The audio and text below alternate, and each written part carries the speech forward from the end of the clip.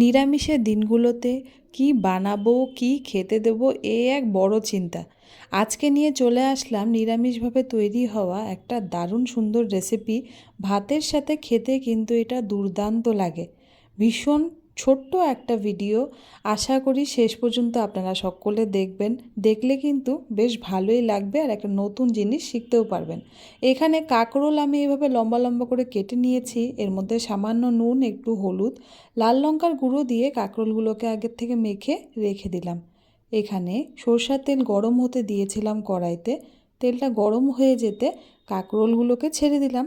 এবার কাঁকরোলগুলোকে এপিট ওপিট করে ভাজতে দিয়ে দিচ্ছি।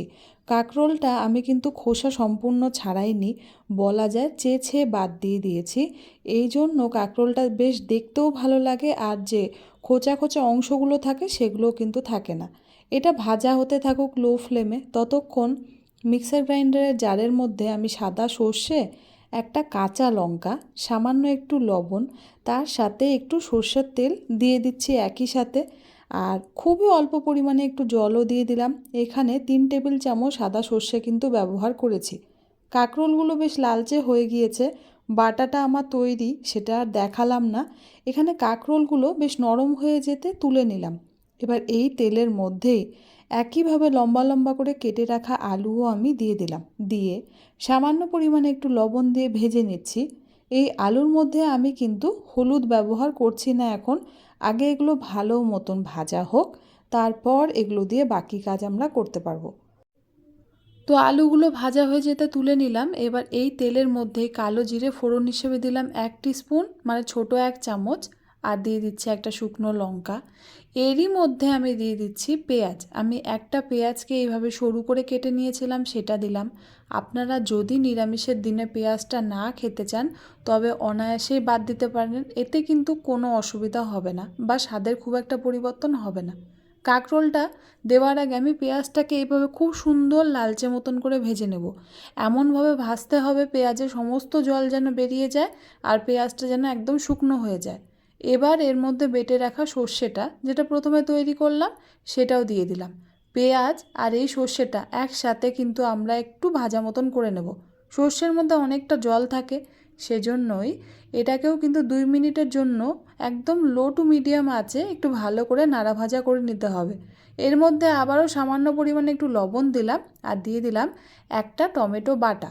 আমি জল কিন্তু এখনও ব্যবহার করছি না, সর্ষের সাথে এই টমেটোটা বেটে দিয়েছি, সেটার মধ্যে অনেকটাই জল রয়েছে। আগে এগুলোকে মিলিয়ে নিতে হবে, না হলে পরে সর্ষের কাঁচা গন্ধটা কিন্তু রয়ে যাবে। এবার এর মধ্যে হলুদ গুঁড়ো দিয়ে দিচ্ছি 1 টেবিল চামচ, চলে গেল জিরা পাউডার 1 টেবিল চামচ, আর এখানে দিচ্ছি একটু রঙের জন্য কাশ্মীরি লাল লঙ্কার গুঁড়ো 1/2 টেবিল চামচ।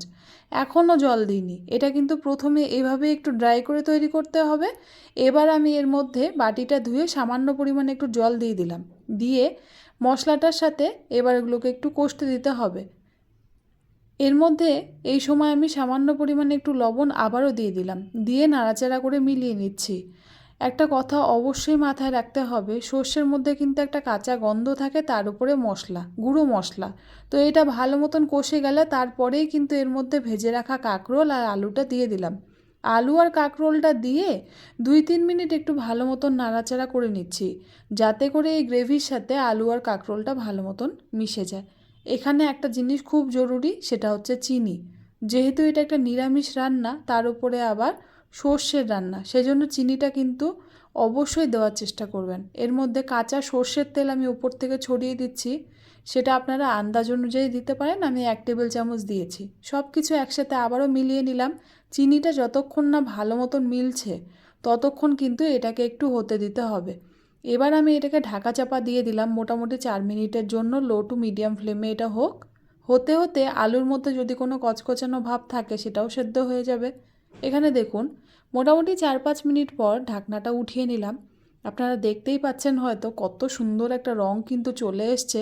এটা দিয়ে গরম ভাতে মেখে খেতে কী যে ভালো লাগবে কি বলবো। আপনারা বানিয়ে দেখুন একবার। কাঁকরোলের বিভিন্ন রকমের সবজি তো আমরা তৈরি করেই থাকি, একবার এভাবে বানিয়ে দেখুন, আশা করি আপনাদের ভালো লাগবে। ভালো লাগলে যেটা করতে হবে বন্ধুরা, সকলের কাছে একটাই অনুরোধ, আমার চ্যানেলটাকে অবশ্যই করে একবার সাবস্ক্রাইব করে দেবেন। ভিডিওটা ভালো লাগলে একটা লাইক করতে হবে, তার সাথে সাথেই কমেন্ট কিন্তু করতেই হবে, আর বন্ধুদের সাথে রেসিপিটা অবশ্যই শেয়ার করে নিতে হবে।